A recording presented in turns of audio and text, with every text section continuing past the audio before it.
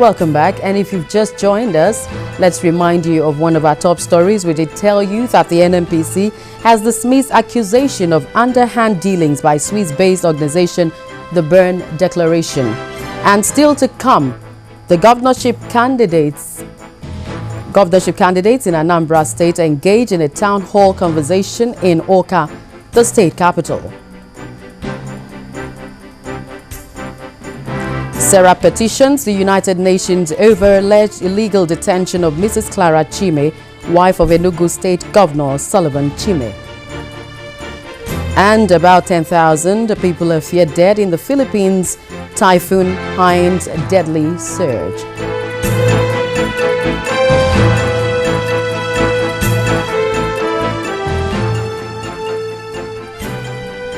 Now you can get all our top stories and other programs on our website, channelstv.com, and on youtube.com/channelsweb. If you're always on the move, visit m.channelstv.com to view us live on your mobile device. You can also download the Channels TV app for Android, iOS, and Windows Phone from their respective stores. And this is an additional one. You can interact with the channel's Eyewitness feature on our Android and Windows 8 platforms. If you have a picture or video to share with us, all you need to do is download the Channels TV Android application on your device, swipe to reveal the Eyewitness menu, and follow the instructions to share your reports, pictures, and videos.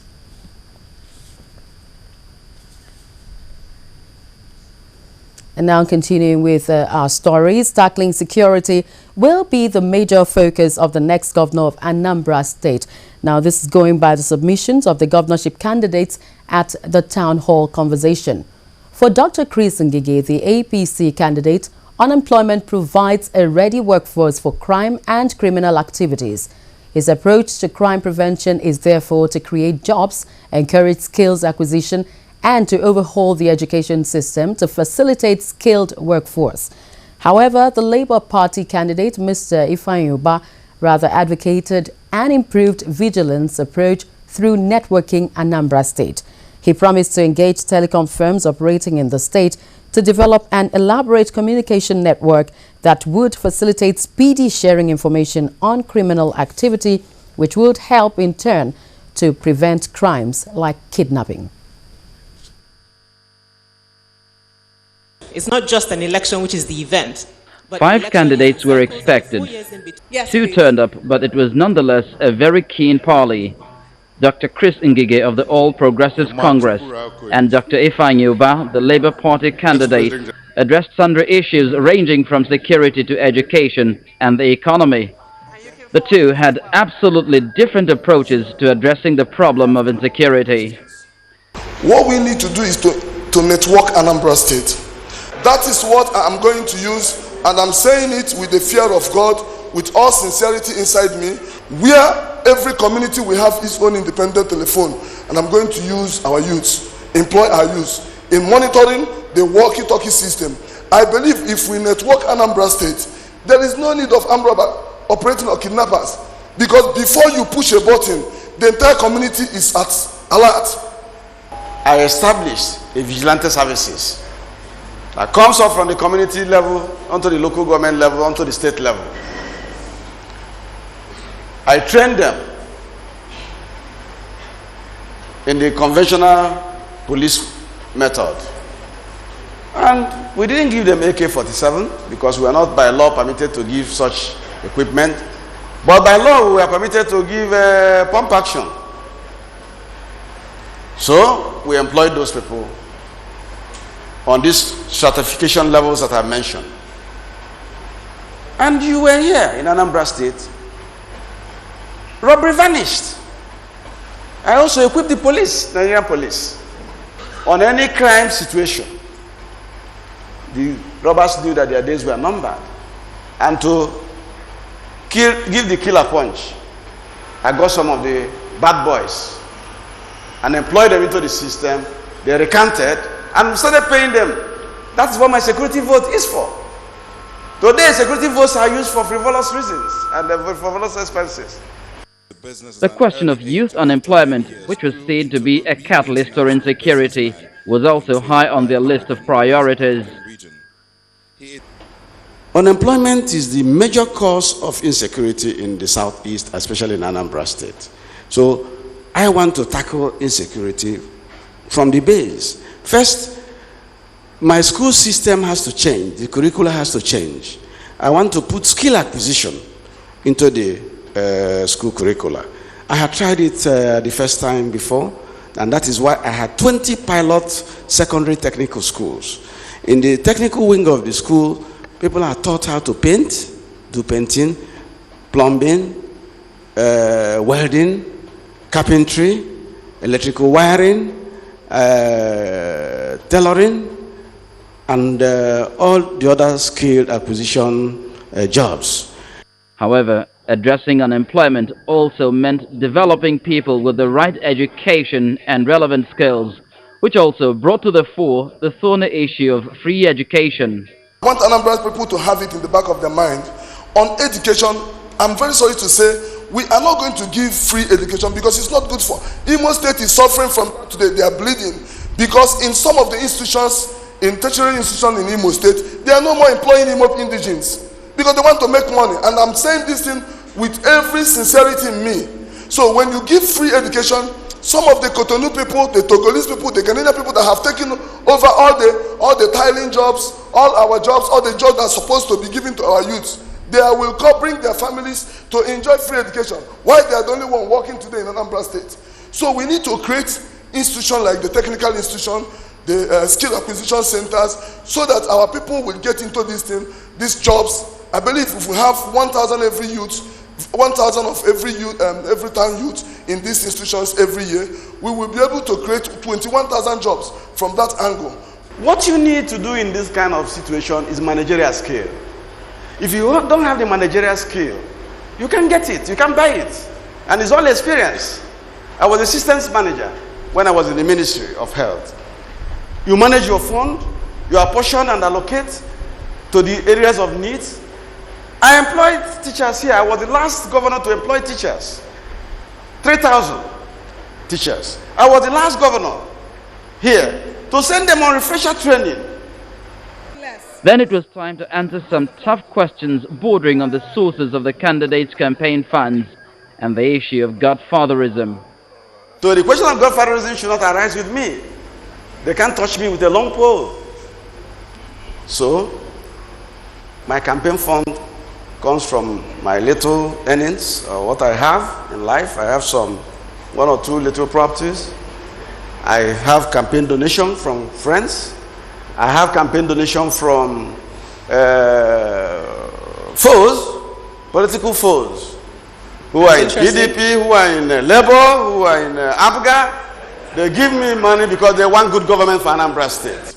By the grace of God, I make money. I have a Midas touch on how to make money for myself. In my age, at 21 in Anambra today, I built my own house at the age of 21 in my community. I married at the age of 21. I didn't have opportunity to play around. I have always been a consistent person in all I'm doing. I created something no one created in Nigeria. In my 5 years of coming into the downstream sector of Nigerian economy, I built something nobody can even beat me in the next 10 years. All right, we now move on to the Anambra story, where in Anambra State today, a town hall conversation was organized which featured about some of the political governorship candidates for the forthcoming election. Now, joining me in the studio this evening is Dr. Joseph Ebigwai, a social commentator. You're welcome to News at 10. Thank you very much. Let me quickly start by asking you, what do you think about the town hall conversation this evening in Anambra State? Yeah, first and foremost, it is quite regrettable that such an important program in the electoral process could be looked down by many people. Most of the contestants didn't show up. Apart from that of the APC candidates and that of the Labour Party, the other leading candidates didn't show up. And I think it's a minus for them. What does that mean? Yeah, naturally, it could have been a deadly blow on them. But that could have been in same climes where manifestos are held in high esteem. But in Nigeria politics, manifesto hardly play key roles in determining electoral success. Rather, we have something like, with respect to the Anambra election, I think there are about 5 or 6 key factors that will be critical in determining the outcome. Now, do you agree with the issues raised at the town hall conversation, especially issues of security, issues of youth unemployment? What do you say about these issues? Yeah, these issues are quite pertinent, especially in the Anambra. I happen to come from Delta, so my place is very close to them. There are a lot of crime rates over there. There are a lot of security challenges. There are a lot of kidnapping. Okay, but then, as I said, the issue that will determine the election will simply will not be on these issues, because our people are not as literate as we would have liked it to be. The literacy level in Nigeria is very low. Rather, we'll have something like equity, where you come from. Because there is a particular zone in Anambra State that has not produced the governor. So they will start looking at something like that. We'll look at the party structure. The people in Anambra State would like to know which party are you coming from before they will cast your vote for you. Equally, religion is a very, very, very critical issue in Anambra politics. When you go from the Ubanijis to down, you will find that most of them have been predominantly Protestants before. But now, all the leading candidates now, I think they are Catholics. So it plays a pivotal role. And if you recall yourself back, there was a campaign in the church the other time, which to me is abnormal, but it took place. Then we also look at personality. Personality of the persons will count. I was coming to that because people would say that some of the governors that has been launched in Anambra State are those who are politically stable, those who are business-wise stable, and those who know what they want. Do you see such qualities in these candidates that are featuring in the forthcoming election? Yeah, most of them have been around for quite some time now. Somebody like the APC candidate, he's been once a governor. He's presently a senator of the Federal Republic. You know, most of them have been in the political circles for quite some time now, and it's going to be, to some it will be a plus, to some it will be a minus. Okay, because when we look at that, some people will argue and say, wow, these people have been in the terrain for for a longer time. Why don't they retire and give the younger ones the opportunity to come up? Why some will say, wow, we are going for experience. So it's going to be 50-50 issue on that. Okay, but when you look at the other candidates, we're all aware of the problems. Of course, we have about 5 leading candidates for this particular election. And as I said, equity will be a very, very critical issue. I mean, the zones. We have 3 zones in Anambra State, as we all know, North, South, and Central. I think this North has never produced the governor. And so that's what you think should be happening now? Yes, I study political dynamics, and I'm telling you that it will be a very, very critical factor in determining. Okay, thank you so much, Dr. Joseph Ebigoi. Dr. Joseph Ebigoi is a social commentator. Thank you for coming on News at 10 tonight. Thank you very much. We continue with our reports. Communities in Foreign District of Barkin-Ladi local government area of Plateau State, north central Nigeria, are living in fear of attacks by cattle rustlers. Now, after the assailants invaded the communities about a month ago, the villagers have been apprehensive as a result of threats of yet another attack. Our community report tonight takes a look at the after effect of the October 9th attack on the once quiet area and peaceful corner of Plateau State. Etisala, now you're talking.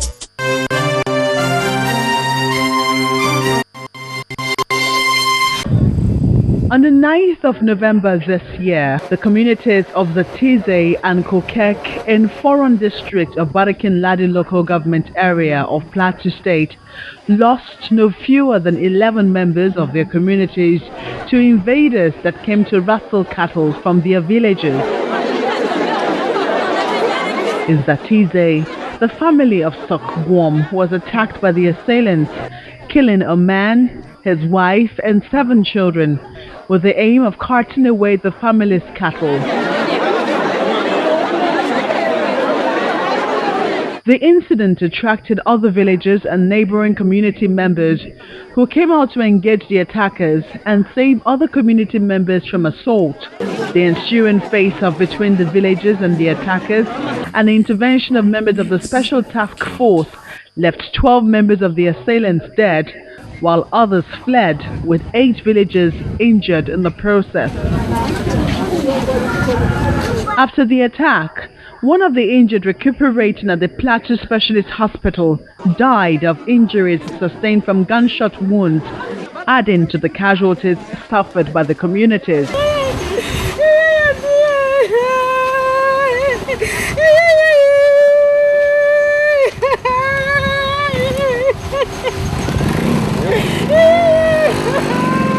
We had a shooting from this area again, so there were cows there. They went to soldered cows. People were there, and they just at the spot they just killed the owner of the cows, and the son they broke both the 2 legs, and the other son there were shot in the stomach. Our brother, our nephew, known by name Beatrice Sunday Chungtsok, he was one of the victims of the last attack that was about 2 weeks ago that happened in our area here, Rebet, Bakimkoji, Foron area of Barking-Ladi local government area. He's the 11th person that lost his life after that attack.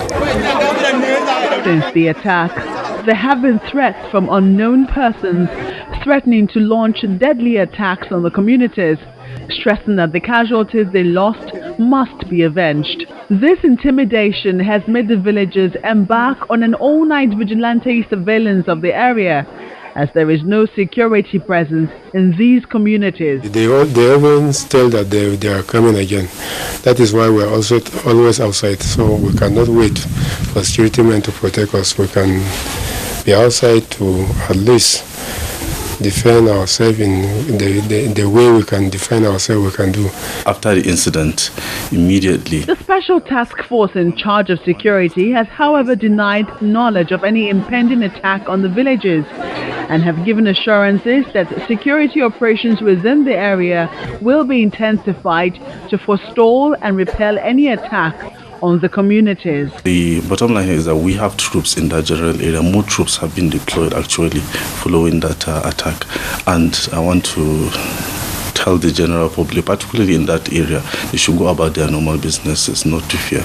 Security personnel are in that area and they will handle any situation that should come up. No doubt, the previous attacks on these communities by suspected headsmen have left the people in fear. As an uneasy calm rents the air, it would take a sustained security apparatus to ensure that these communities return to normalcy.